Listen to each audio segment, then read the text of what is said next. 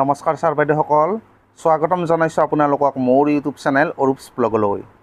আজিৰ এই ভিডিঅ'টিৰ জৰিয়তে আপোনালোকক জনাবলৈ গৈ আছোঁ অসমৰ কোন কোন জিলাত প্ৰচণ্ড গ্ৰীষ্ম প্ৰবাহৰ বাবে বিদ্যালয়ৰ সময়সূচী সাল সলনি কৰা হৈছে।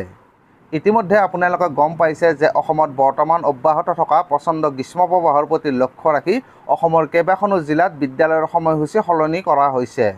তো এই ভিডিঅ'টিৰ জৰিয়তে মই আপোনালোকক জনাবলৈ চেষ্টা কৰিম বৰ্তমান সময়লৈকে অসমৰ কোন কোন জিলাত বিদ্যালয়ৰ সময়সূচী সাল সলনি কৰা হৈছে।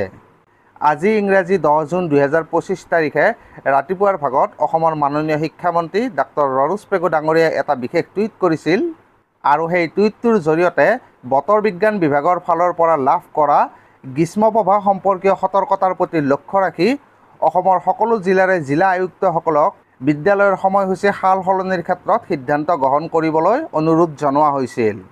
আৰু শিক্ষামন্ত্ৰীৰ সেই টুইটৰ পিছতেই অসমৰ বিভিন্ন জিলাত বৰ্তমান বিদ্যালয়ৰ সময়সূচী সাল সলনি কৰা হৈছে। অসমৰ কেইবাখনো জিলাত ৰাতিপুৱা 7:30 পৰা বিদ্যালয়ৰ নতুন সময়সূচী ঘোষণা কৰা হৈছে। বৰ্তমান এই ভিডিঅ'টি প্ৰস্তুত কৰা সময়লৈকে অসমৰ 11খন জিলাত বিদ্যালয়ৰ নতুন সময়সূচী ঘোষণা কৰা হৈছে আৰু এই নতুন সময়সূচী অনুসৰি অসমৰ 11খন জিলাত ৰাতিপুৱা 7:30 পৰা বিদ্যালয় আৰম্ভ হ'ব বুলি সিদ্ধান্ত গ্ৰহণ কৰা হৈছে।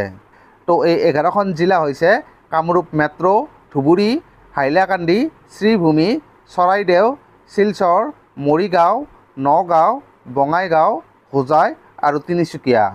আপোনালোকক পুনৰবাৰ জনাইছোঁ বৰ্তমানলৈকে অসমৰ কামৰূপ মেট্ৰ', ধুবুৰী, হাইলাকান্দি, শ্ৰীভূমি, চৰাইদেউ, শিলচৰ, মৰিগাঁও, নগাঁও, বঙাইগাঁও, হোজাই আৰু তিনিচুকীয়া জিলাত বিদ্যালয়ৰ নতুন সময়সূচী ঘোষণা কৰা হৈছে। প্ৰচণ্ড গ্ৰীষ্ম প্ৰবাহৰ প্ৰতি লক্ষ্য ৰাখি এই নতুন সময়সূচী ঘোষণা কৰা হৈছে। আমি আশা কৰিব পাৰোঁ অসমৰ আন জিলাসমূহতো প্ৰচণ্ড গ্ৰীষ্ম প্ৰবাহৰ প্ৰতি লক্ষ্য ৰাখি বিদ্যালয়ৰ নতুন সময়সূচী অতি শীঘ্ৰেই ঘোষণা কৰা হ'ব। তো আজিৰ এই ভিডিঅ'টিৰ জৰিয়তে মই আপোনালোকক এইখিনি কথা জনাবলৈ চেষ্টা কৰিলোঁ। তো আজিৰ ভিডিঅ'টিত এইখিনিয়েই। ভিডিঅ'টি ভাল লাগিলে লাইক কৰি দিব আৰু সকলোৱে গম পোৱাকৈ এই ভিডিঅ'টি শ্বেয়াৰ কৰি দিবলৈ নাপাহৰিব। ধন্যবাদ।